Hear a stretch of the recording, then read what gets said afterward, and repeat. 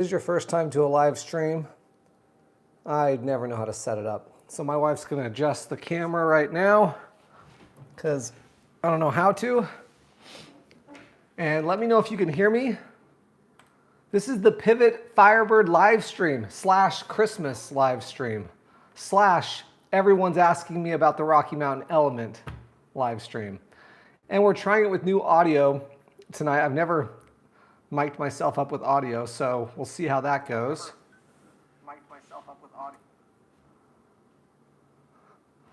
Let's do it right. Can we come in here a little bit? Is that all right? Close the piano thing. All right, can you hear me okay?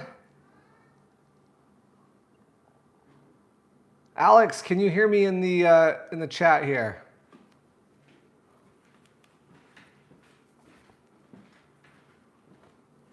Hey, Kurt, can you hear me? Okay, good. So if you are just tuning in right now, it usually takes a few minutes for me to get these live streams up and running because I'm a hack YouTuber / dad, and I'm terrible with technology. So I apologize. I'm going to try to do my best in today's live stream to answer the questions that the viewers of the original video review, any questions that they put down in the comment section below the video. So I'm going to open that up in a window right now. We can try to answer some of those questions. And then anyone who has questions, just go ahead and post it there in the chat. Man, it's been a while since we've had a live stream, and the last live stream that we had, I think, was on the stump jumper. When I was completing the live on my YouTube, I accidentally deleted it. And trust me, nobody's more frustrated and bummed about that than I am. It's just such a bummer. Anyway, man, the Pivot Firebird is just, it's good. It's really, it feels like a big bike, but it's really easy to get through even slow speed trails. And that's what I was like most excited about. So we're going to talk about that here in just a minute. We're going to let a few more people trickle in here. Let me know where you're from. If you're in the chat, I recognize a lot of these names, but if you're in the chat, just put down where you're from. Trailblazers in the house here. What's up, dude? Kurt, you're a very we see you in here all the time. Good to see you. Nick, same thing. Alex, same thing. Good to see you guys. Kurt just got done with a 10-hour shift. Dang, man. Good for you. Got somebody at the door here. All right, so I'd also be interested to know, where you're from. That's always fun to see, but also what bike you ride too. I'm always interested to see what bike people ride, the bikes people ride. Kurt Robertson's in Santa Clara, Utah. Sweet. I'll be heading down your way here in March for True Grit. If one of my kids doesn't answer the door, I'm gonna have to go answer the door. Oh my gosh. All right, well, Pivot Firebird, I did some research because a lot of the comments in the comment section below the video kind of talked about, they mentioned that my review of that bike was different than a couple of the other bigger YouTube channels. And I don't always get a chance to watch those videos. I didn't get a chance to watch any videos on this Firebird. I filmed that Firebird video probably 6 or 7 weeks ago. So I don't know if there's a lot of content out before that time, but I did watch 2 of those videos today. I watched the one by Beta. What is that? It was the guys from the Bible of Bikes thing, but it looks like they have a new YouTube channel, Beta MTB. Anyway, so I watched theirs. It's the Bible of Bikes guys. And then I watched Pink Bikes. They just did theirs like 10 or 12 days ago. Both of those came out after I filmed mine 7 weeks ago. And it was interesting to hear what they had to say. The one, I think it was Pink Bike, complained about the bar width. I think they had 760 bars that were actually measured wrong, and they were more like 750, which is crazy because I ride 750 bars. I cut all my bars on my bikes down to 750. And if I ever get a demo bike with like 800 mil or 780 bars, I always cut them down to at least 760. And if if they don't mind, I cut them down to 750, but 760s for sure. Because the difference for me, I'm 5'8". Just spending as much time as I do, I ride 4 to 6 days a week. Going from a 750 bar to an 800 mil bar or even a 780 bar, I know it doesn't seem like it would make that big of a difference. Just that couple of inch or to inch and a half to 2 inches. Man, I can barely ride a bike with 800 mil bars. Like everything feels off. And so I can really empathize with the way those pink bike guys were struggling with the longer stem. Although longer stem's not as big of a deal, it just kind of slows down the steering a little bit. But the bars, if you're switching, they said they were switching between 6 bikes that day, and switching between 6 bikes that all have like 780 or 800 mil bars, and then this one's got the 750 or 760 bars. I could see how that would throw them off, but in any case, the one guy said he had to ride this Firebird off the back. I didn't ever feel that way. I felt like I had a very neutral riding position, right? I didn't feel like I was getting bucked around, but I wasn't riding as janky of a trail as he was, possibly. That's the only thing I can think of. But anyway, I ride my bikes all on the same trails. Jacob's Ladder, which is high speed, kind of rough, kind of chundery sections of trail, but it's really high speed, like as high a speed as you ever ride, even like at a bike park. Well, some bike parks you can ride faster, but you get the idea. And then everything below Jacob's Ladder, there's tons of trails, but they're more like blue trails, slower speed trails, right? And so, I don't know. I sometimes these longer travel bikes, I worry a little bit about my reviews because I'm not necessarily putting the bike into its element, like where the bike is probably designed to be, the type of terrain and the type of speed that bike's designed to be at. So that's something I'm always a little concerned about, but I also like the consistency of always riding every bike, no matter the category of bike, right, on these trails. So that's just kind of where I'm at with what I'm doing on my YouTube channel. I'm just gonna pop into the chat here. Got Phoenix in the house here. Bronson, this guy's riding a Bronson. I always love to see which bikes people are riding. JDAZ, what's up? Oh, okay. Oh, it was Vital. Okay, sorry. I keep saying Pink Bike did that review. It probably was Vital. In any case, I watched a couple videos today. I actually kind of don't like watching other people's reviews. Like the 2 videos I watched today on YouTube about the Firebird. I don't know. I like the way I do reviews, and so I don't know. I just kind of feel like sometimes, well, anyway, I like the way I do reviews, and the way I do them is I try to describe the bike to the viewer as if they aren't able to test ride the bike, and I want to describe to them what they're missing by not riding the bike. I don't necessarily talk too much about all the other stuff that you could just go read on Pivot's website, right? Which, by the way, I read on their website today too, because I thought, man, maybe I know I'm a hack YouTuber, but like not like a big time YouTuber, but I could at least read Pivot's website before the live stream, right? So I rode that bike in the low setting with 29er wheels front and rear, as you guys know from the video. But I had so much fun on that bike. I'd be super interested to ride it in the high setting with the 27.5 wheel size in the back, which is an option. That would be super interesting to me. That's how I ride my altitude. My Rocky Mountain altitude is a mullet. And I, just on my first ride, I got a chance to ride that bike, I think 4 times, that Firebird. And the first time I rode it, straight away, within the first 3 minutes of the descent, I buzzed my butt on the rear wheel. I'm so used to, on the steeper stuff, getting behind the saddle, behind the seat a little bit, and having that space from my altitude with the smaller wheel, but I always buzz my butt on 29ers. But in any case, I like that it's mullet capable, mixed wheel size capable. In fact, I read on the website today you could run 27.5 wheels front and rear with the addition of a 17 millimeter cup spacer underneath the headset there. I don't know that a lot of people are going to do that. They might just buy the Mach 6, right? But anyway, what questions do you have for me about the Firebird? And we can kind of answer those. I'm most excited to talk to you guys about today about the bikes that I'm riding right now and some of the bikes that I'm going to be purchasing in the spring.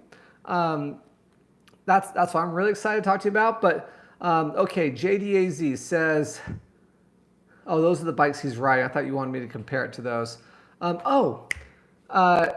the thing I want to talk about is sizing. There was a guy who commented in the comment section below the video who said he switches between different sizes depending on what type of terrain he's racing. I guess he's a racer. And he made some good points. And again, when I checked on Pivot's website today, they actually list the size small. Well, I guess my phone's filming right now. On my phone, I did a screenshot of it, and it says like size small is 5'4" to 5'8", and size medium is 5'9" to like whatever it was, 6 foot or whatever. And I was really surprised to see the medium 5'8" wasn't on there, which 5'8" is always listed as recommended sizing, size medium at 5'8". And so, man, I can't believe how big this bike is. If I bought it, I would for sure get the size small. It didn't feel too big. It felt so similar to my Rocky Mountain Altitude. And, you know, getting a bike that's a slightly on the smaller size makes the bike more playful, more easy to just move it around a little bit. Also, I've started to notice that wheelbase makes a big difference in how playful the bike is. And, you know, I really like what Specialized is doing with their sizing. They've got like the S1, S2, S3, S4, S5, S6, right? And so instead of just a small, medium, large, extra large, they've got 6 sizes that gives you that not micro adjustments, but it feels like more micro adjustments, just going with a slightly smaller, slightly bigger bike, depending on what type of riding you want to ride or where you ride. I think that's really smart. I'd like to see more brands do that. I also wanted to talk about one other thing about Pivot is they build these beautiful, like really super, super nice frames, right? Like incredibly nice. Like they're as nice as nicer probably than almost any frame. And their prices, it seems like they've gone up quite a bit. Like I think they might be as much or more than Yetis now. And the pricing is kind of high on a lot of these builds now. But man, it is such a damp, controlled bike. I don't know how much of you guys ski, and I don't know everything about skiing, but I can tell you, like when I get on a handmade, like a brand like Stokely, the Stokely skis just feel like different. They feel more damp, more controlled, less vibration than say like some like Atomics and I know Atomic makes really nice handmade race skis, but I'm talking about generic skis that you just buy from like the ski store, like you know, just normal recreational type skis, right? And that's what Pivot reminds me of, is like just that top tier, a little bit more quality than everybody else, and you feel it, and it shows just how nice these frames are too. Sorry, I keep looking over at my Trail 429 because I'm talking about pivots, but they just make super, super high quality bikes. The other thing that we need to talk about is the comment I made where I said that Pivot has probably shot themselves in the foot by making the Trail 429 so good and capable that it kind of gets really close to that Switchblade capability in terms of like downhill prowess, right? And then they create a pretty low ceiling on the Switchblade with how good the Firebird climbs. So like the Switchblade, when it came out, the Switchblade, as I recall, was the first of all of Pivot's bikes to have this new lower shock mount, you know, trunnion mounted lower shock. And it really changed the characteristic of the bike. If you haven't ridden any of Pivot's bikes since they've done that, it's substantially better, like so much better. In fact, it reminds me of when Santa Cruz switched to that lower shock mount that most all of their bikes now possess, except for I think the Blur. And although when Santa Cruz did that, they made like a way more like each bike became more capable downhill, but they all suffered a little bit climbing after they did that, and also the weight went up. Pivot did the opposite. Pivot's frames weighed less after going to this new shock placement, right? In any case, so the Switchblade comes in, and it's this incredible bike that takes up a lot of space. You know, if you had this much space for the Trail 429 previously, and then the Switchblade here, and then the Firebird here, I would say when that Switchblade came out, it just moved into both categories just a little bit. Overlapped down into the previous Trail 429, overlapped substantially into that previous Firebird, which I never got along with. And it just was this really amazing do-everything bike, kind of a Swiss Army knife of bikes, right? Well, then the Trail 429 comes out and just took the legs out on that Switchblade.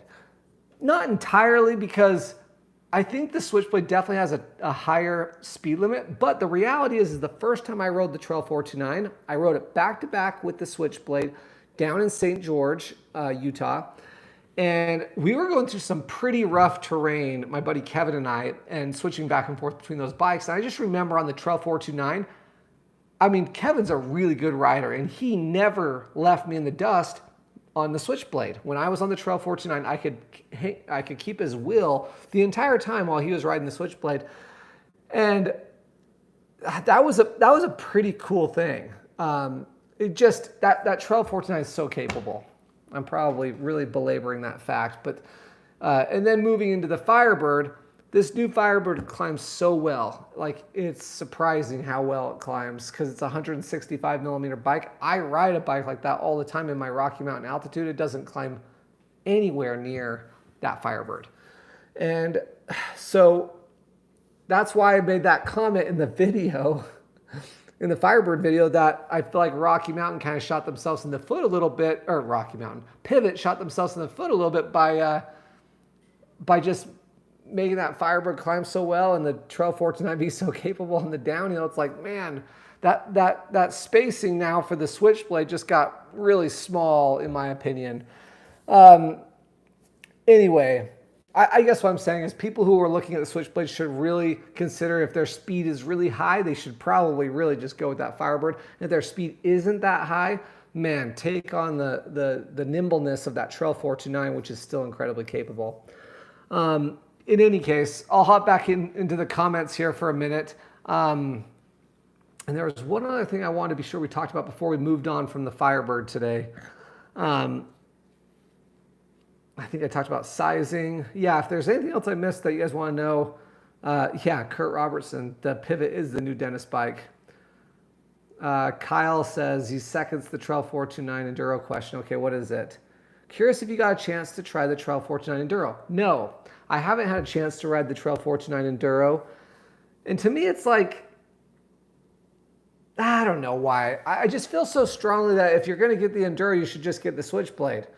And maybe I haven't given that enough attention, enough thought yet. But so my personal Trail 429. So, okay, real quick, the bikes that I have right now, I have an Ibis Ripley that is on the way out. I've been trying to get rid of that bike since August. But every time I come to the point where I'm going to take pictures of it and list it for sale, I just can't do it. I still have it sitting here. I just can't do it. It's just too good. So the Ripley's still here, although the Ripley's out. I've had it for 3 seasons. I'm moving on. The Ripley's getting sold in March, for sure. And I have a Trail 429 that I bought to replace the Ripley. The problem is it doesn't quite have that real, it's not as sporty as the Ripley. It's not as lightweight, nimble feeling, although they are about the exact, they're within grams of each other. The Ripley just feels, when I'm riding it, just a little more poppy, a little bit more playful, a little bit lighter under me. So the Trail 429 that I have has the DPS rear shock. I didn't do the DPX2. And it has a pike, a RockShox pike at 140 millimeters on the front of it. I could turn the camera around and show you these things, although it always makes everyone feel sick, I'm sure. But so here we are. So this is my bike room. I know it's a disaster.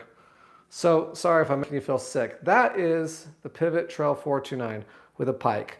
I've got these super lightweight bird spoke wheels, if you can see that.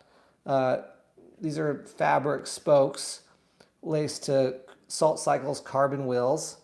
The pike at 140. Yeah, Beach is saying, laugh out loud, this is how they always are. I always end up showing my bikes because it's fun to show people what I'm riding. So that's the Trail 429. There's the Ripley. The Ripley's wheels are missing right now because I robbed them to put them on that, which has been so much fun. I can't even tell you. So this Rocky Mountain Element came with those wheels right there. But those wheels are tank slappers, man. They are heavy. And you guys know I don't ride heavy wheels. Come on. So I put the MVs on there. Dude, that bike is so good. We will talk about that here in a minute. That's the new Rocky Mountain Element. So the Ripley's for sale. Trail 429 stays, at least for the meantime. Rocky Mountain Altitude is missing all the brakes and stuff because this is the freaking 780 mil bar that came on the Element. And so I can't ride a 780 mil bar, and I didn't want to take the time to cut the bars down. So I just took the bars. It also came with a 55 mil stem right here. So I took the 55 mil stem and the 780 bars, took them off and threw them just on there. And then I robbed the bars. These are the 750 bars and 35 mil stem off of my Altitude that I just quickly put on this because I only got 3 days on this. I only got a chance to ride the Element. Okay, I'm gonna set this back up. Sorry to make you all feel sick there. It's always kind of fun to see the bikes though, right? Let's see if I've got this camera pointing the right way here. Sorry to make you feel sick.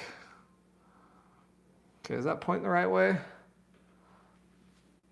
Yeah, sorry, I got a delay on my, it's got like a 10-second delay on my computer. So here's the reality. Ripley's gone in the spring and I didn't even test drive it yet. I bought an Ibis XE. Like a legit cross-country bike, and I didn't even get a demo yet. I'm planning on racing next year. I've been riding the trainer 8 hours a week, just getting back in shape. I've got my watts back up over 4 watts per kilo, and so I feel like I can get to that 4.4, 4.5 watts per kilo next year, which in my category, I'll be 40 next year. I'll be pretty fast in that category, I would hope.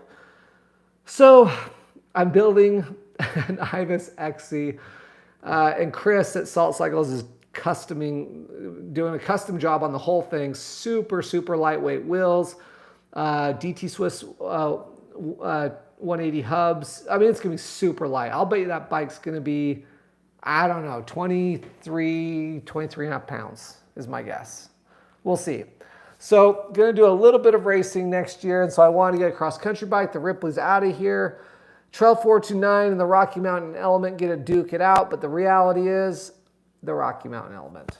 Oh my gosh, you guys. The Rocky Mountain Element is so good. And trust me, that Trail 429 is so good. Like, I could flip a coin and be happy with either, but if I got a chance to pick, I'm going with the Rocky Mountain Element. It's so good. I already ordered it. So I only got 3 days. That's the demo bike. I need to give that back to the local rep. So that bike was down at Sedona Fest, and then he hustled back up to Salt Lake City to drop it off for me after Sedona. Sedona Festival? Yeah, Sedona Festival. And so I got to ride that bike for a week. I've had it for like 3 weeks, but I only got 3 days, and then my trails got covered in snow, and we've had 10 inches of snow ever since. If you're from Utah, you know it's like we got a crazy snowstorm like a week ago, or a little over a week ago. So next year, this is what it looks like. Ibis XE for just racing, whatever. I think it'll be a fun bike too. Rocky Mountain Element for like everyday riding, just everyday riding.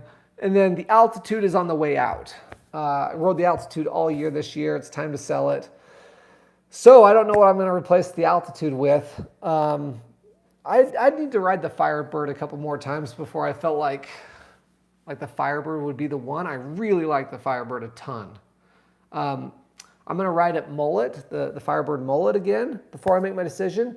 I've kind of been thinking about going back to a 27.5 long travel bike. That's up there. You know, I might do that. So I think this all started with me talking about why I haven't ridden the Trail 429 Enduro build. I kind of built mine kind of in between. I put a pike up front, which is a little bit more burly than the Fox 34. I am running the 140 millimeter fork, which is slightly longer than the 130 that it comes stock with. And yeah, I think maybe the Enduro is cool. I don't know. I think I'd probably do the Switchblade if I was going to do the Enduro. I don't know. Sorry I can't be more help there, guys. Okay, I'm hopping back in here. Okay, so Manny says he's riding the Mojo 4, which I love that bike. That's such a fun bike. It's so good. And then he wants to get something else. He's going to add another bike. So should he do the Altitude or the Firebird? Well, I don't know. If you're on the Mojo 4, maybe do the Altitude. That way it has the rear, you know, with pivot, you have to remember the rear spacing on those pivot bikes is not not the 148 spacing in that rear hub, that rear axle path, right? It's the Super Boost, which is like 157 millimeters. So if you ever wanted to try to mullet your Altitude, you could rob the rear wheel from your Mojo 4 and throw it on your Altitude. If you wanted. Where if you did the Firebird, you wouldn't be able to do that. The Firebird's the better bike. I hate to say it. The Firebird's the better bike between that and the Altitude. But the Altitude is slightly more playful. I don't know, man. The Firebird's really good. I could maybe end up on a Firebird next year. Okay. Chad says he's on the Ritmo now, getting the itch for something else. Ripmo's so good. A lot of people ask me about the Ripmo versus the Firebird. I didn't talk about it in the video. At least I don't think I talked about it in the video. I'd have to go back and watch it. But I don't think I talked about the Ripmo in the video because the Ripmo feels so different from the Firebird. Like, I got that question like 2 or 3 times though. Like, how's the Ripmo compared to the Firebird? I was like, they're pretty different bikes, you know. The Ripmo feels sportier. It climbs faster. Not a ton faster, but it does climb better than the Firebird. And I don't know, the Ripmo is just kind of the, you know, it really is like the Goldilocks bike. It kind of does everything really well. The Firebird, not quite as user-friendly across the board. Like, for example, a Ripmo on a 35-mile ride, like some crazy adventure with your buddies for like all day, like an 8-hour ride type, just go all day type of thing. If you need a big bike, you're better off with the Ripmo than you would be the Firebird or my Altitude, for example. Just it's more efficient. And so you won't be as fatigued and it won't make the day so crappy and long. You'll feel like, you won't feel as fatigued. Sorry, I just got back from the gym. I went and sat in the hot tub for 20 minutes. Then I got into the steam room and the sauna because I've been skiing like the last 4 days in a row and trying to get my ski legs back. And trust me, I've been doing my squats like the last 6 weeks getting ready for ski season, but man, I'm smoked. 4 days of skiing just does it to you. So hot tub, steam room, and sauna. But I think my voice is, I don't know, I'm sitting in that steam room for too long. There's a guy in there like 10 minutes before I got in there because I was in the hot tub. I got in there for 5 minutes, that's it. And he was still in there. I don't know how people sit in steam rooms for 20 minutes, man. I feel like I'm going to die after about 5 minutes. Anyway, I'm trying to drink some water. I should have been drinking more water earlier. Some people go to the gym to work out. I go to the gym to relax. That's why I'm built like a 14-year-old girl, weigh 140 pounds. All right, back in the comments. I do my working out on the bike and at the ski resort. I probably should lift weights now that I'm getting older. I have a friend who's in his 60s who said, I'm turning 40 next year, right? And he's like, you need to start lifting some weights. Otherwise, muscles are going to atrophy and you're going to start getting injuries, which I did get an injury in my shoulder. And so I've been trying to do some kettlebells, but in any case. All right, so let's see. What do these people say?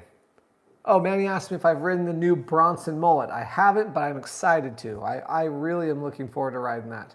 I'm really excited about mullets. I was shocked a year ago that the bike industry didn't embrace it more. Well, I mean, okay, that's not fair to say. The bike industry has. The Firebird is mullet compatible. New Stump Jumper is mullet compatible. The Bronson is a mullet. Transition has a bike that's a mullet now, and I think there's maybe other bikes. The new, how do you say it, Orbea Ryan, whatever it is, that's mullet compatible. So there's a lot out there. There's a lot of options out there.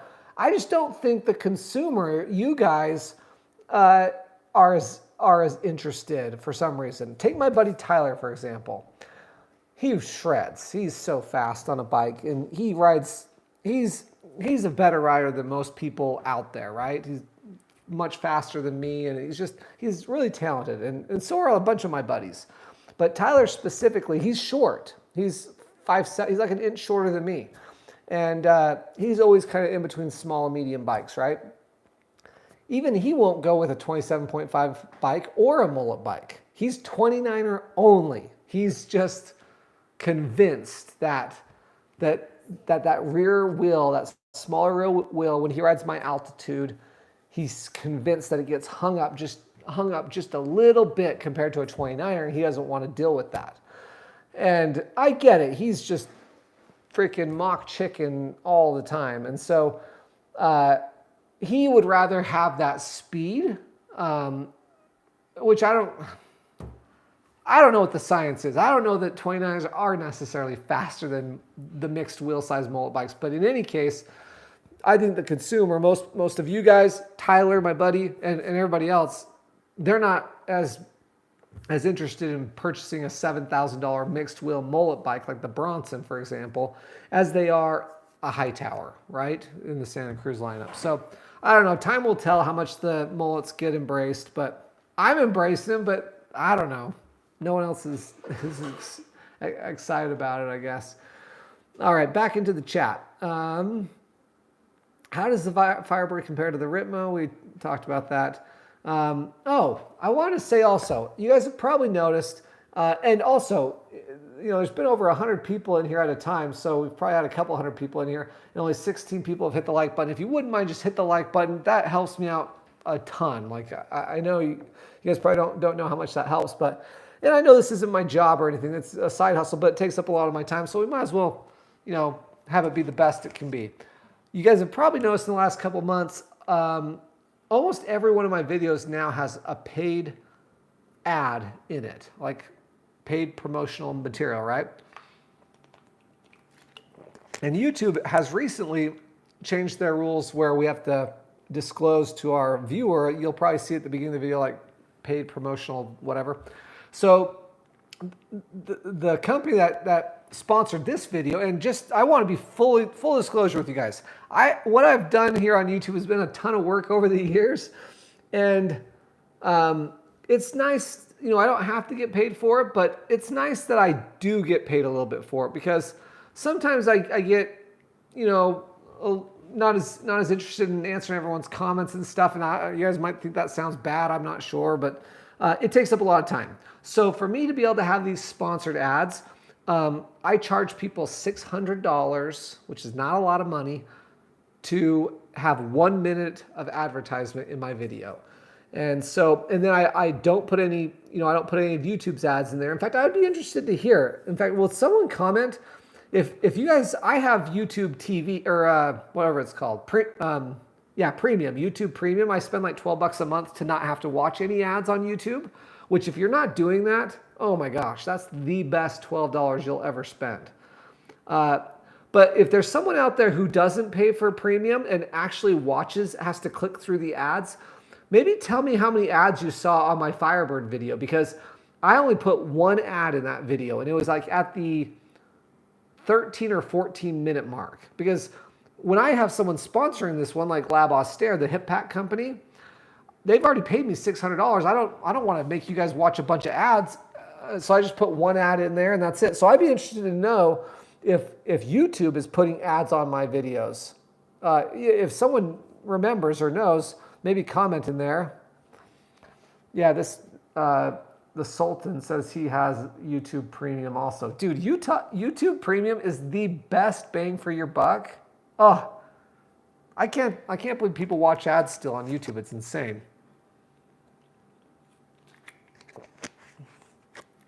In any case, so thank you for your support, guys, and being willing to watch those 1 minute ads. The Pros Closet has obviously been sponsoring, which that Pros Closet deal has been so good for me because they've sent me bikes, those 2 stump jumpers. I wouldn't have gotten to ride those otherwise if they hadn't sent them to me. And then they also sent me a Trek Fuel EX, which that video is going to be coming out in 2 weeks from yesterday. 2 Sundays from now will be the Trek Fuel EX. And you'll have to see what that bike's like. You know, it wasn't that good, by the way, sadly. Anyway, okay, Sean says he didn't get any commercials watching my videos. Okay, good. That's great. Okay, Heather says I'm trying to find a beginner mountain bike. Heather, what's your budget? This guy says he just got his Firebird. That's awesome. All right. All right. Oh, Sean. So the code's working, right, Sean? You got the Lab Austere hip pack using my code?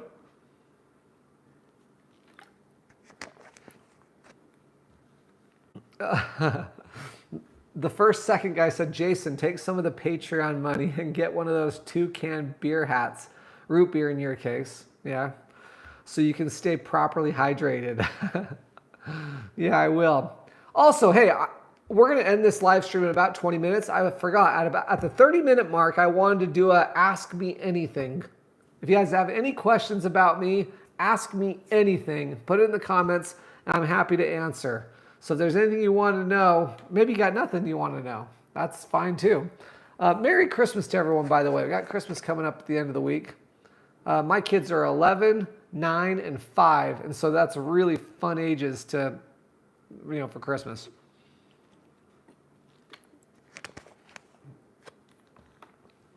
Okay, so Chump MTP says he used the Pros Closet. That's awesome. Anyway, thank you for watching those 1 minute ads that I put in those videos. They help me out a lot, and I know you guys have to watch them, but hey, it's products that Lab Austere hip pack. I love that thing. Like, it's so easy for me to recommend that. So the fact that they're willing to pay me to do those featured ads is awesome. It's a good help for me. And then Carbo Rocket, the nutrition that I put in my water bottles. In fact, I've got some right here. This stuff right here, dude, I was using this for years before I started doing YouTube, back when I would race more. And, oh man, and anytime I have a hard trainer ride on my indoor trainer, I gotta have this, otherwise I can't finish, I feel sick, like I can't finish the ride. So, and they never gave me any free product. I bought this from Salt Cycles. Like I promise you guys, Carbo Rocket has never given me any free product at all. I charged them the $600 when they want to do the ad, but that's it. So anyway, it's been fun to do sponsored videos with brands that I've already been using and I like. I can honestly tell you to buy Carbo Rocket. I don't have a link in this video. Maybe I'll put a link in the video afterwards when I do the final editing before I publish it. But Carbo Rocket is so good compared to Tailwind. And I've tried Tailwind. I've tried one other one. It'll come to me. But the Tailwind tastes kind of chalky in your mouth. I don't know what it is. And when you're out there on a long, hard day, it's hard to, it's just nice. Okay. yeah, so back to the Ask Me Anything. If you guys have any questions, put it down in here. The Sultan just said, why did he mention that you don't drink alcohol? Because I'm a Mormon and Mormons don't drink alcohol. Well, you're not supposed to drink alcohol, but even if I wasn't Mormon, I don't think I would drink alcohol. I've never had alcohol my entire life. And my friends and my siblings who do drink alcohol, they all tell me I don't need to drink alcohol anyway. So I'll believe them.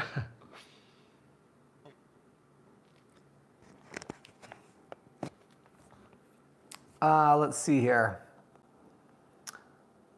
Okay, riding by the seat of my pants said, I recently thought about moving to Salt Lake for a job. What do you think of the area for your young professionals? Don't come to Utah. It's terrible. You'll hate it here. There's too many Mormons. No, Utah's great. Our housing prices are exploding, although I think that's doing that across the country right now. Yeah.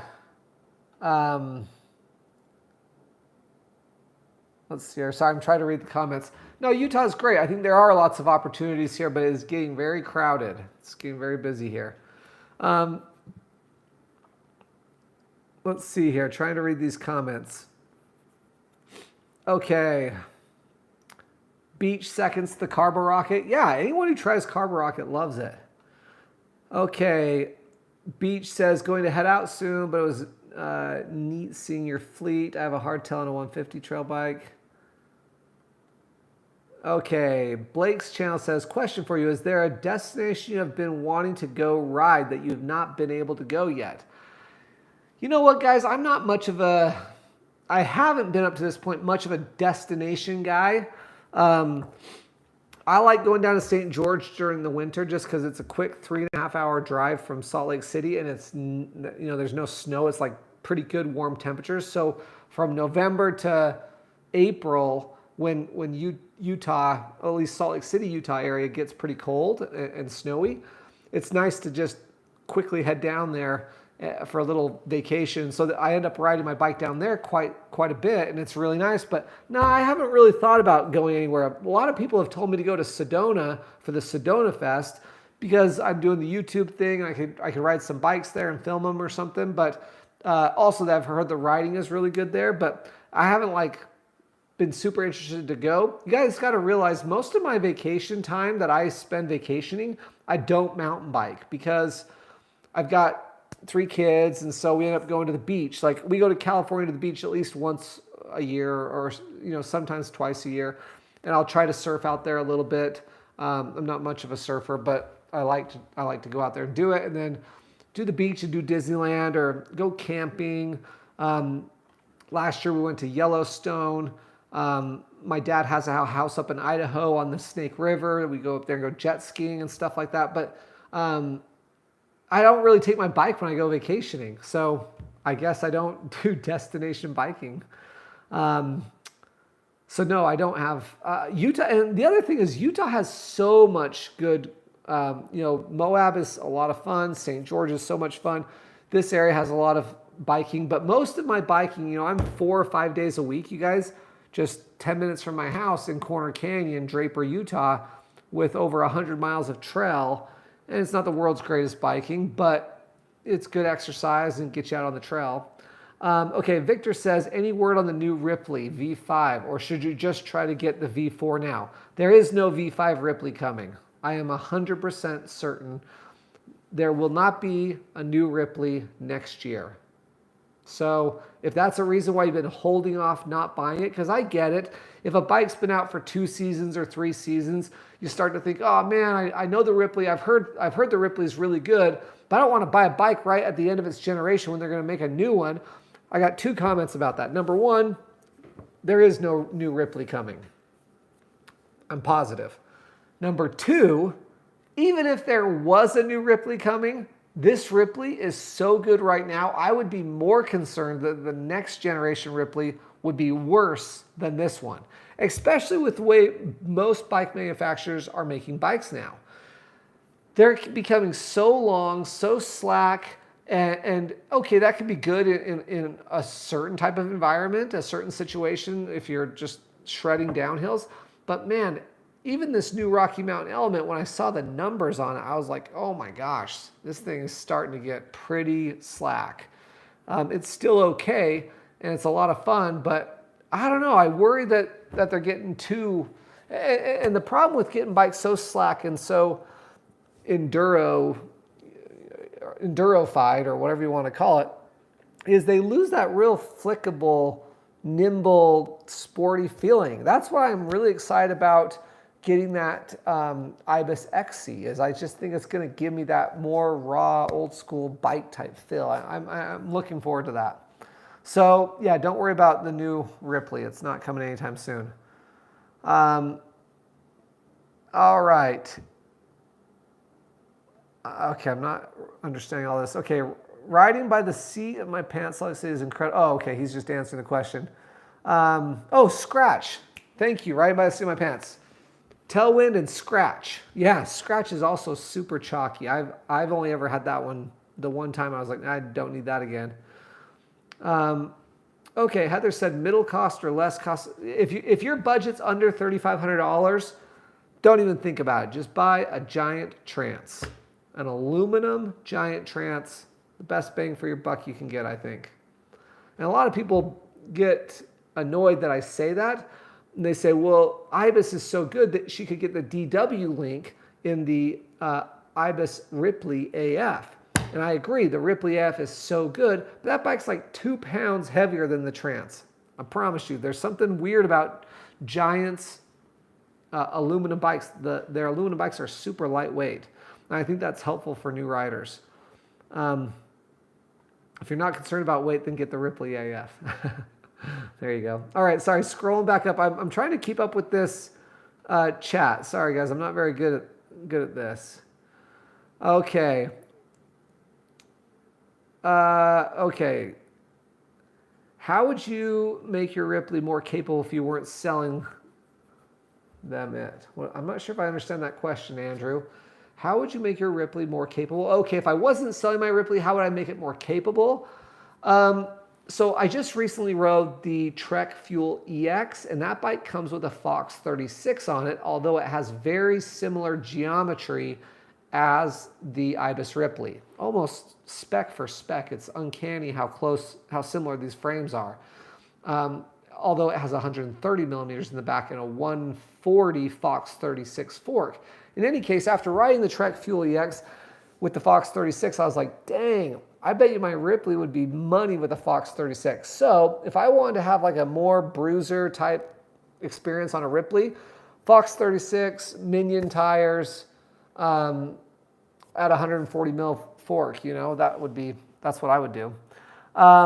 Okay, I missed the whole part about the alcohol. Yes, Steve Boyle says ginger ale. I love ginger ale. Schweppes, not Canadian Dry. Schweppes is the best. There's a brand called Verner's, but it's like super gingery. But it's also fun to drink something that different too.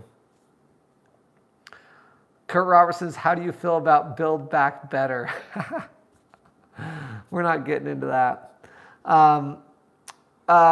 Romero says, what's replacing your Ripley?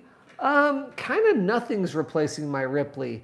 Because the Trail 429 doesn't quite do it. The Rocky Mountain Element doesn't quite give you what you get out of that Ripley. So instead of having a Ripley, so I built my Ripley up as lightweight possible, as light as weight as possible. And so I sometimes actually feel bad about recommending the Ripley all the time because I have thrown all the money at mine to get mine down to 24.5 pounds. It's crazy light. I have really fast tires on it. And most people are riding more like a 27.5 pound Ripley. Anyway, so I've tried to get my Ripley to be a cross-country bike as best I could. And next season, I'm kind of abandoning that idea. I'm going to have the Ibis XC, which is like an actual more true cross-country bike. And then I'll probably have the Rocky Mountain Element. I mean, there's still a chance I'll keep the Pivot Trail 429, but right now I'm leaning toward the Rocky Mountain Element. So that'll be my two kind of shorter travel bikes. Trailblazer says alcohol is a slippery slope. Yeah, for some people it can be. I'm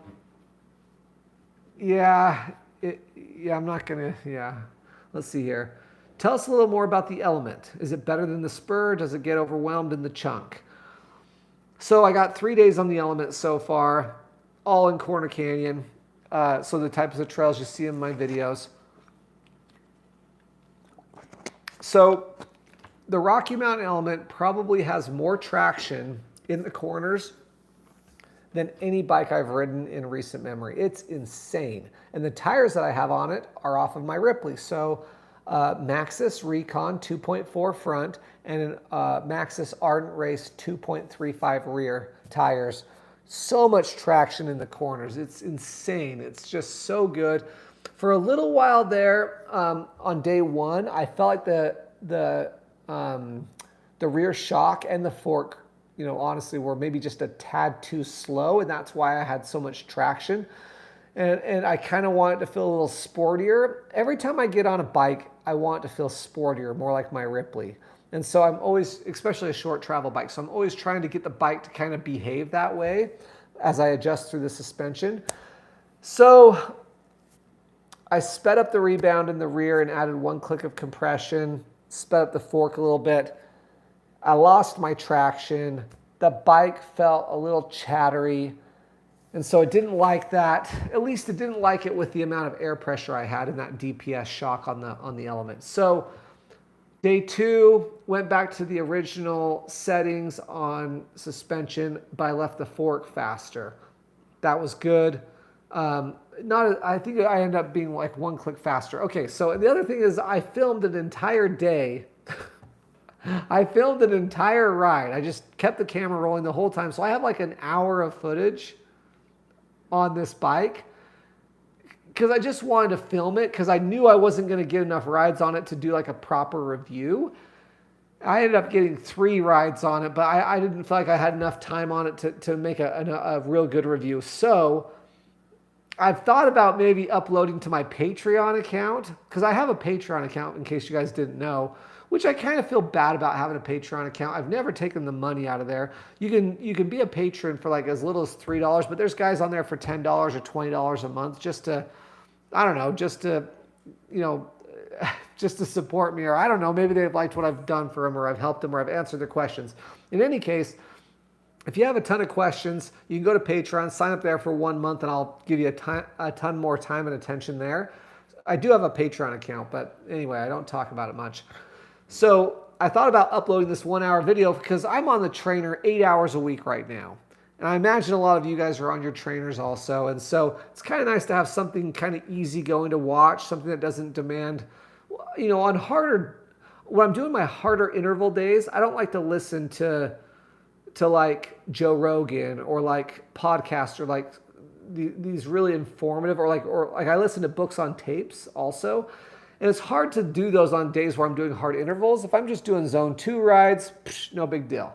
So on harder days, it's kind of nice to just turn your mind off and just watch like mountain bike riding or just like a ski movie or something. I usually watch a lot of ski movies, honestly, on my interval days. So I thought, maybe I'll upload to Patreon. Those guys over there can watch an hour-long ride with me on the Rocky Mountain Element. I have no clue what I even said during the whole thing. I'd have to watch it to make sure it's worth watching. But anyway, I spent too much time on this. More about the Element. Tons of traction, insane amount of traction. The rear end, I'm still playing with. Like, the plan right now is to go with the Rocky Mountain Element for next season, but I still need to figure out the rear end just a little bit. It doesn't climb as well as the Ripley or the Pivot Trail 429, but it's damn close. Like, good enough, right? Especially because I'm going to have the XC, the Ibis XC next year, which is a rocket ship. So I'm not too worried about that. The Element rear end, I think I need to lower the PSI a little bit. So I've got more air in there than the recommended PSI from the Rocky Mountain rep who dropped the bike off to me.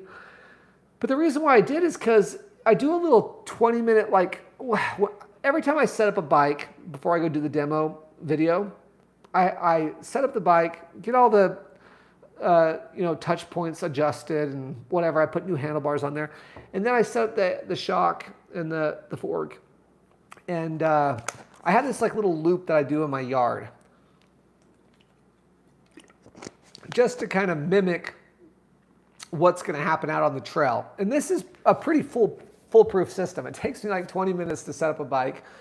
I have these rocks in my backyard that they're rocks that are set up as stairs in my backyard. But I go down these rocks and I kind of do these few little things. And in my yard before my ride, I was getting full travel on that DPS rear shock on the Element. And I never want to get full travel in my yard because that means on Jacob's Ladder, I'm going to blow through the suspension because at 30 plus miles per hour up there, you'll blow through the travel. So I added some more air above the recommended.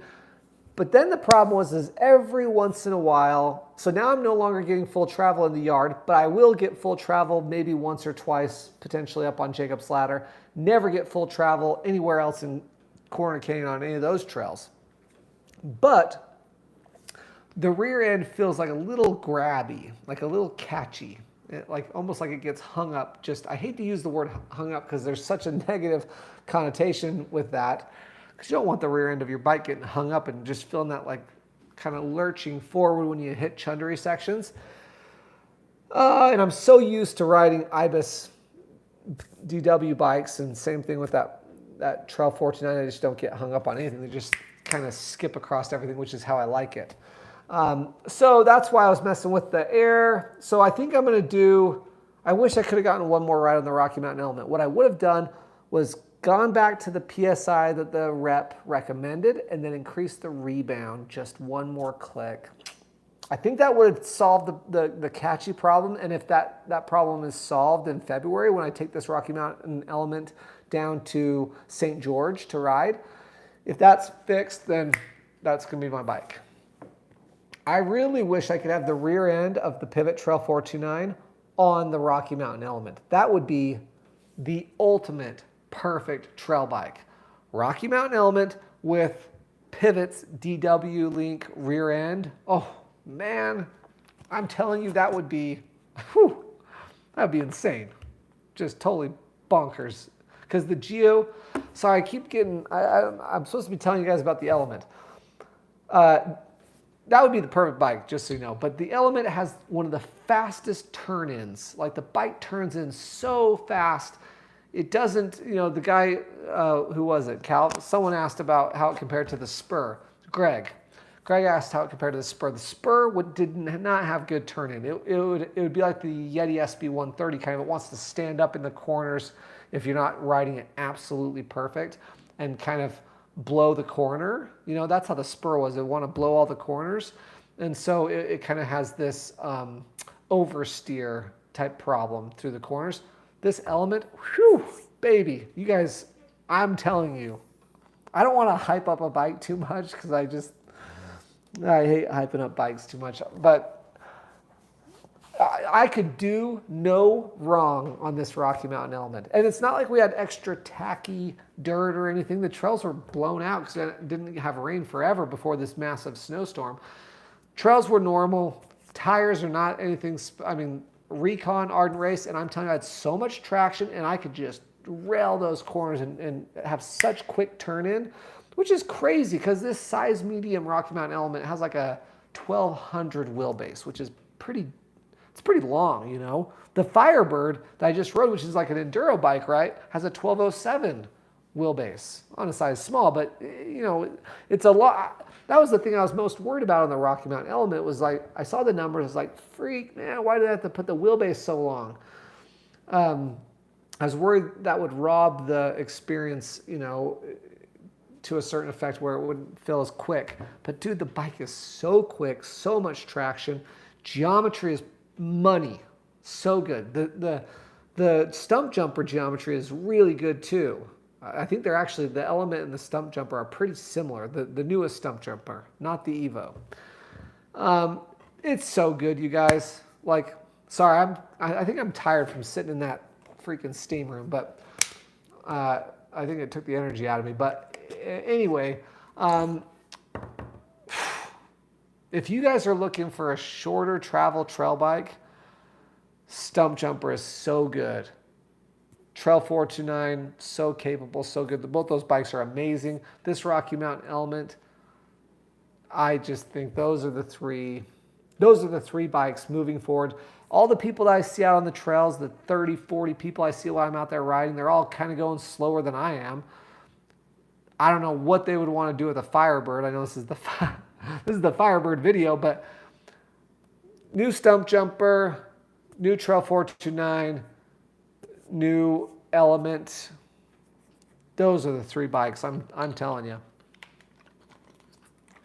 I wish I had that stump jumper here in the spring so I could do a longer term experience with that and these 2 bikes. Because I'm buying the Element. It's already a done deal.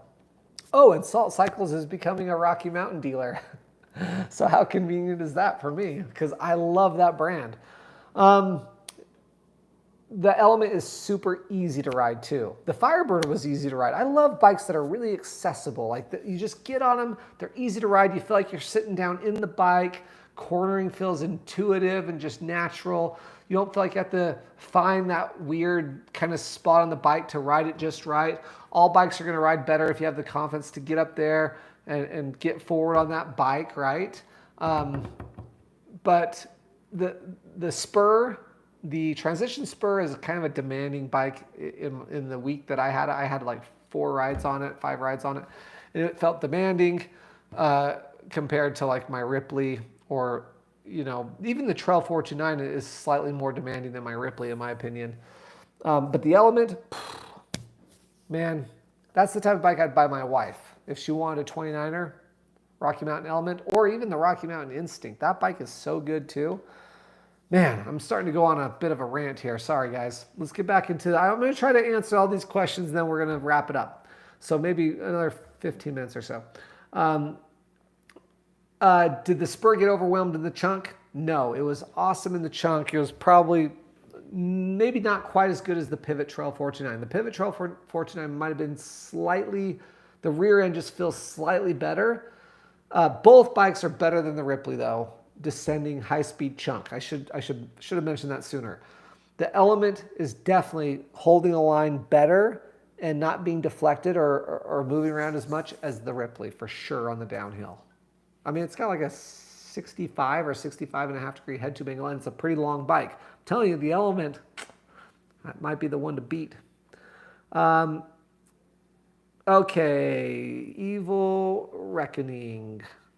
The world needs Jason to do a video on that bike. There's basically no decent videos. I rode the Evil Reckoning like back in 2017. I thought it was a cool bike.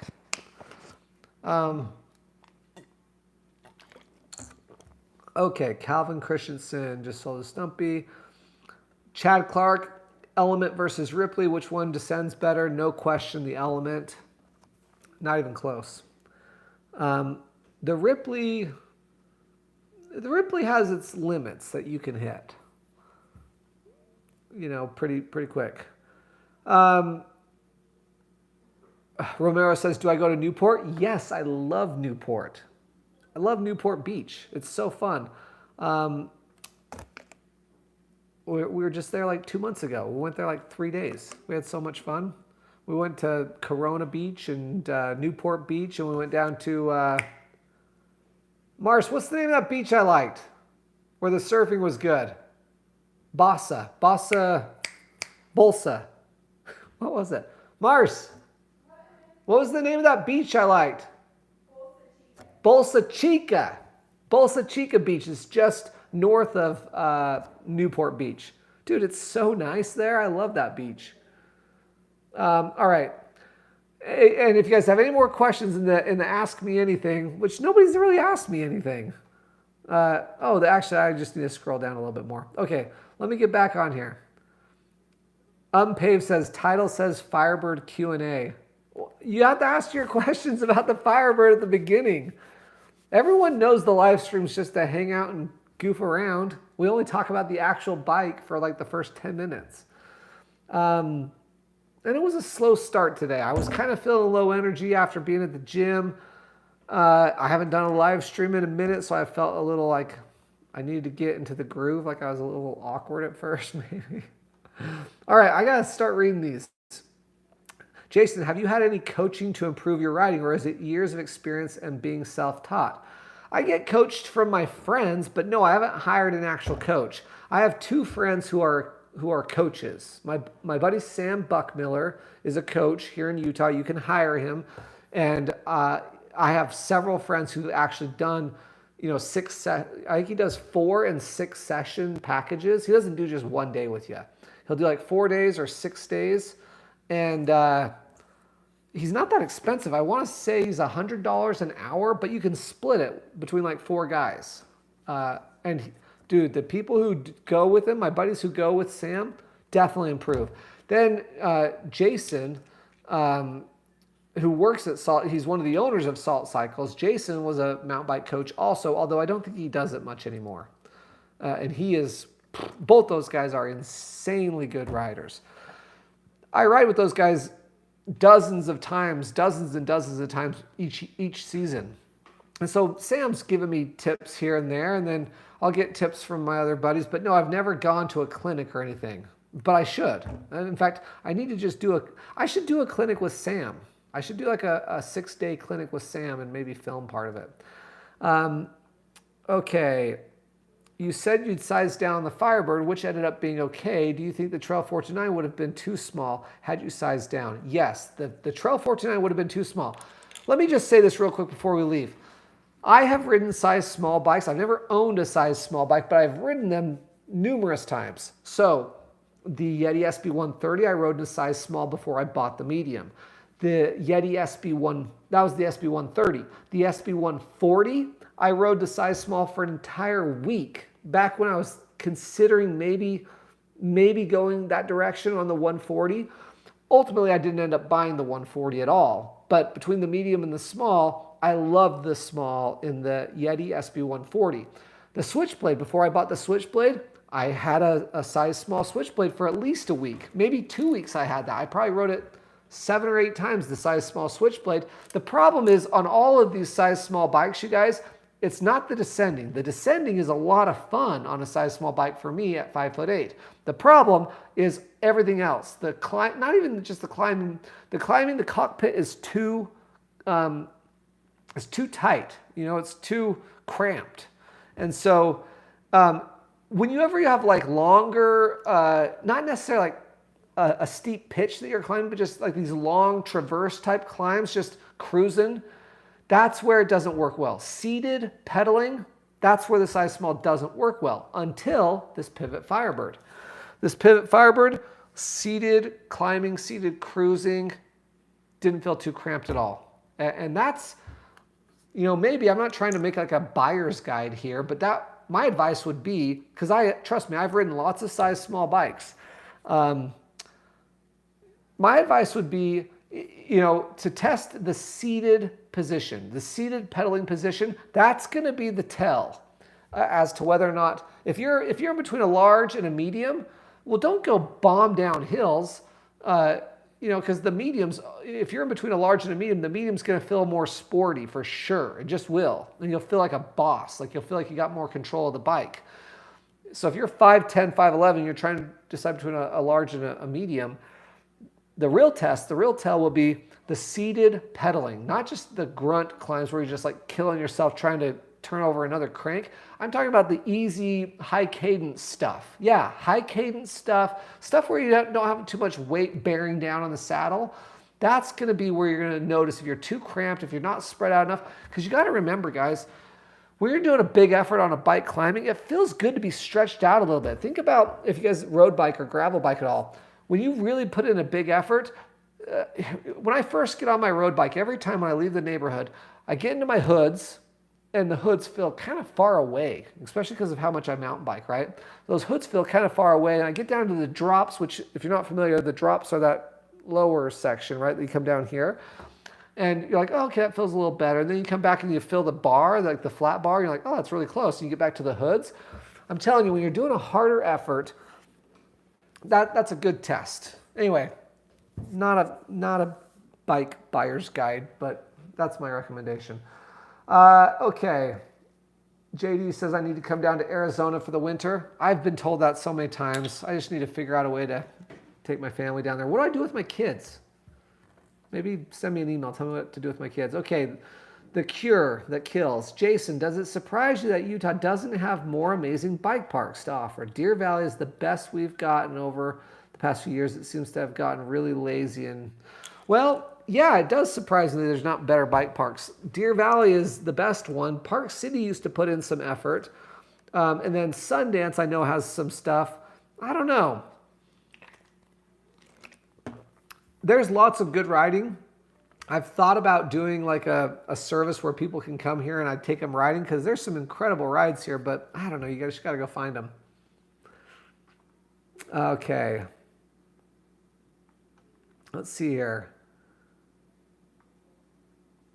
Okay, first second says the Mormons thing is overblown and is really not much different than any other area with highly religious demographics. Yeah, I don't think there's a problem with the Mormons. Let's see here. 4.5. Okay, let's see. Sorry, just reading the comments. I missed a big old long comment section about the Mormons. Okay, Kurt Roberts says, Ripmo AF, or, okay, my wife's first bike was a Trance. Yeah. Okay, altitude, Ripmo, or Firebird uphill. Downhill on long day, up and down with one. I think you're asking me that question, not just someone in the chat. Ripmo climbs better than the Firebird or the altitude. The Ripmo is the best bike of the three as far as just like a Goldilocks do-everything bike. But the Firebird's going to be more fun, and so is the altitude on the downhill.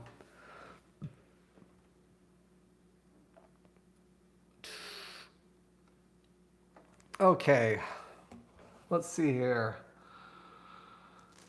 2019 Firebird or Yeti SB130 lunch ride? Man, if you like to just pin it all the time, the 130 lunch ride is a lot of fun, and it feels more efficient climbing for sure than that Firebird. Oh, a 2019 Firebird? Heck no, don't buy a 2019 Firebird. No way. Let's see here. What tires are you using? Okay, what are my favorite tires for Utah? My favorite tire right now is the Maxxis Recon, 2.4 Recon. Let's see here. Bikesome, welcome. You are late to the party.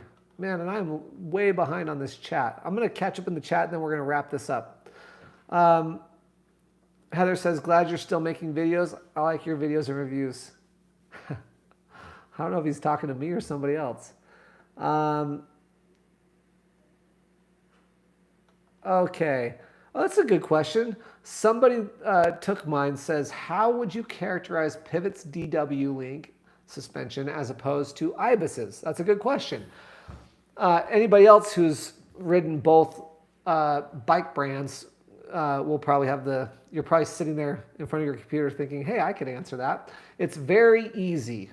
You could blindfold me. Well, I guess I have to ride the bike, but you could put me on a Pivot and I would feel it right away. It's one of the most damp, like controlled feeling bikes ever. And it's this really like robust and like sturdy feeling. Like it rides really high in the travel. It feels really supportive. It's really unique. It's really cool. Ibis is not as much that way. Ibis, it's weird that they're both, I don't know. I don't know. I'm not an engineer. I don't know all the nerdy stuff about bikes. I'm sure there's people watching right now. There's over 120 people in here right now. I'm sure there's somebody on here who knows much more than I do. But so I don't know how all the kinematics, I'm probably even saying that wrong. I don't know how all the suspension works.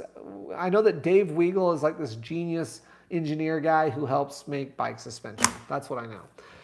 And that these guys, and then there's other brands too, right? Like Evil. Evil's designed by Dave Weigel, the Delta Link. And then a brand called Turner Bikes also uses Dave Weigel's input on their links. Anyway, the Ripley and the Ritmo and just Ibis's DW link feels more sporty. It doesn't feel as not as damp and controlled as the Pivot. And it's maybe not as unique as the Pivots. I would say maybe even feels more like a Switch Infinity link. Ibis and Yeti probably feel more similar to each other, at least climbing. Descending, they feel a little different, but I'm done with my water. Good question. Hopefully that describes it for you. Let's see here. Yeah, first second says, yeah, Salt Cycles is becoming a Rocky Mountain dealer. Yeah, Bolsa Chica, that's the one. Okay, Kaiser says he's still in love with his 2017 Santa Cruz Bronson. Dude, that's such a good bike. That is such a fun trail bike. Talking about bikes that are accessible and easy to ride and just fun, that 2017 Bronson, that was the last year, I think, of that one, or maybe 2018 when they then put the shock mount lower. And it didn't ruin the bike, it just made it a totally different experience. And I really liked the previous one that Kaiser has. Tyler Marshall says, do I have any pets? Yes, regrettably, I have a pet and I hate it. We have a cat and I can't stand it. His name's Kevin McAllister because we got him for Christmas last year. So here's the story real quick. We had a dog for 11 years and she died. She got a blood disease and died. Her name was Scout. She was a border collie and she was such a good dog. We had her for like 5 years before we ever had kids. And so that's what I attribute to her being a good dog. Because anybody else I know who has a dog, they're terrible dogs. And you want to know why? Because they have kids. You can't train and raise a dog with kids in the house. It just doesn't work. I'm kind of a stickler about the only pets that are good pets, the only dogs that are worth having are good dogs. And the only way to have a good dog is to train it when there's not kids around. Kids just ruin them for some reason. I'm probably being a little too hard on it, but so when Scout died, my kids were super sad, right? I mean, I was super sad. It's like losing a family member. I loved Scout.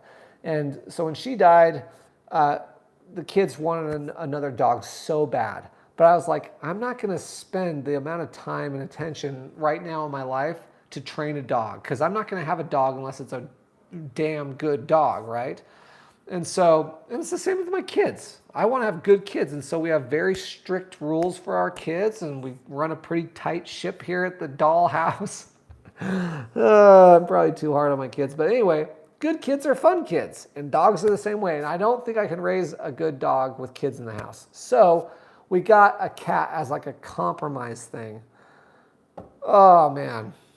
I wish I could undo that one. So it's a Christmas cat that we got. And so the kids named him Kevin after Kevin McAllister on Home Alone. So that's our pet. Okay. So you'd like the rear of the 1249 on the Element? Yeah. Could you give the 429 Element a front via a different fork? No, it doesn't work like that. I see what you're saying. So Norm is asking, could I make the pivot feel more like the Trail 429 feel more like the Element by changing the fork or something? The answer is no. The reality is the geometry of the Trail 429 is not nearly as good as the geometry of the new Rocky Mountain Element. That's an easy statement to stand behind. Very easy. The bike just rides so good. I just wish it had that pivot rear end because it's so unique and so good. So hopefully that makes sense. Was there a live chat you did that you've yet to post? I want to say it was one. Yeah, we did a live stream on the Specialized Stump Jumper, but this guy accidentally deleted it. And trust me, no one's more disappointed than me.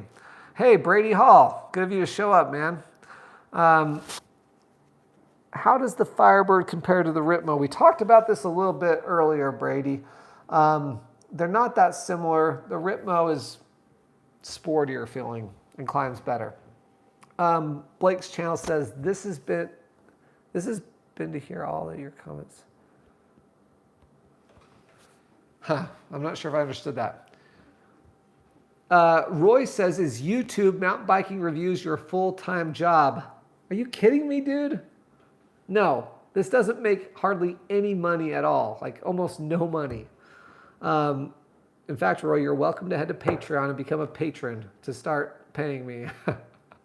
I'm just kidding. Don't do that. There are a bunch of people over on Patreon paying me, but I always feel a little weird about it.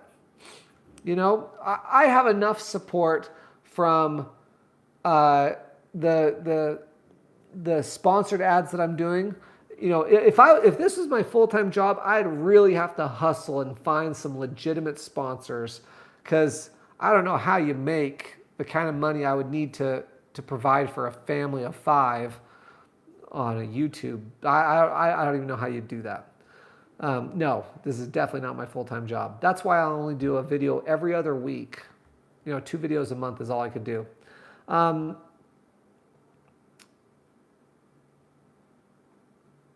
Yeah, let's see here. Okay, I'm just getting back into the comments here.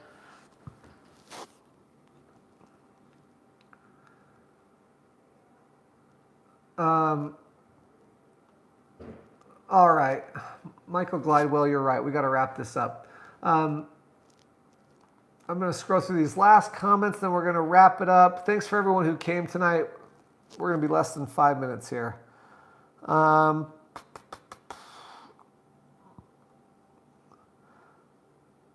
Let's hear about the element. You have to go back and watch. We already talked about the element. I think that's all the comments. Michael Glidewell, thank you for moderating tonight. If you guys haven't had a chance to check out the Lab Austere Hip Pack, they sponsored the Pivot Firebird video, and I really appreciate them. It's an awesome pack. I can totally stand behind it. Use my coupon code for 25% off. I hope you guys all have a really great Christmas. I've been skiing every day with the kids for the last couple days, and it's just so good to just slow down a little bit, spend time with family, enjoy the holidays. I hope you guys have a very Merry Christmas. Thanks for watching my channel. I started it because I was looking for reviews like the reviews that I do, and I know it'll probably never be a big YouTube channel, or I won't be like Bike Magazine or Vital or whatever, but I think it helps. I hope it helps. It seems like it does. I have emails from people and YouTube comments that are super nice, saying that I really helped them find a bike. And so that's the whole goal here. I just read a comment here. What is your name on Strava? My name on Strava is Jason Dahl. That's my name. My name is Jason Dahl. And there was one other question. They asked me what kind of trainer I use. I use a Kicker Core trainer by Wahoo, and I use Trainer Road as the program that I use. And you can follow me on Strava. My name is Jason Dahl.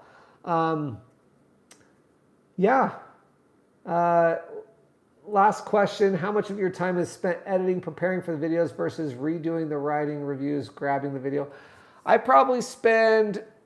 do 2 videos a month, and I probably spend in the 10 hours per video is about what it is with editing, filming, everything.